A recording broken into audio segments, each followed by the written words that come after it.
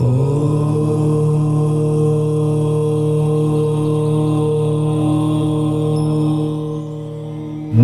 आपण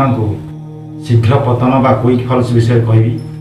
जहाँकि पुरुषर हानि बा पुरुषर दुर्बलता यही आसन टी लगेले आपणकर शीघ्र पतन दूर होता है बा क्विक फॉल्स क्विक डिस्चार्ज आप हो जाऊँगी आपण ये आसन टी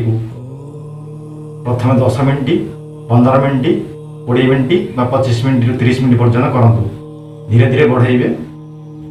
आपण गोड़ झिमझिम हेले शरीर को विश्राम ने मु देखा आपन किपरि करी आसन टी प्रथमे आपणकर बाम गोड़टी को निजर मूलद्वार मध्याह्न रखु डाण गोड़टी को आपण दुईट अंडकोश मझे ऊपर भाग रखु यहपरि शरीर को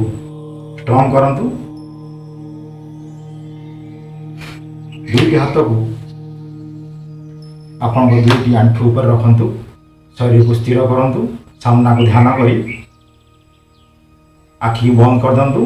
निज निश्वास प्रश्वास ध्यान दिंतु।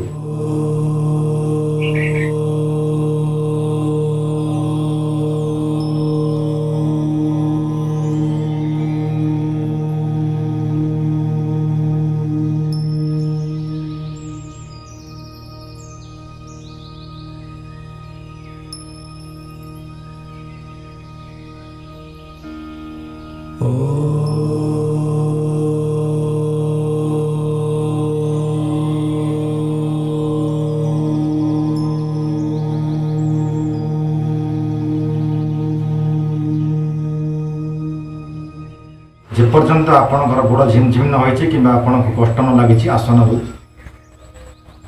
भंग करंतु नहीं शरीर को स्थिर करी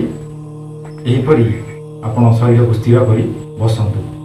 बसिला परे आपणकर जो शरीर गति आस्ते आस्ते धीर होता है आपणकर बीर्ज शक्ति स्तंभन होता है बा बीर्ज शक्ति प्राप्त होता है आपण शरीर गति जोरे दौड़ आप बीर्जटा शीघ्र पतन होता है तेणु आप शरीर को स्थिर करूँ समस्त अंग को स्थिर करूँ आपण शरीर समस्त विषाक्त गैस शरीर बाहरी जीव शुद्ध गैस प्रवेश कर से आप फांका जगार शुद्ध कोठरी करें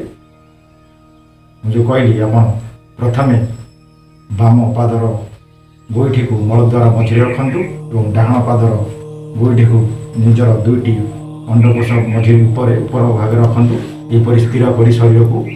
आंठू दुईटी हस्त रखु सामना को ध्यान करी आखि बंद करी आपड़ जिते समय कंट्रोल कर बसतु हाथ गोड़ झिमझिम न होगा पर्यंत बसतु स्थिर हो यहीपरि आसन टी कले आपणकर शीघ्र पतन रोग दूर होता है आपण से कार्य सफल हो पारे। नमस्कार।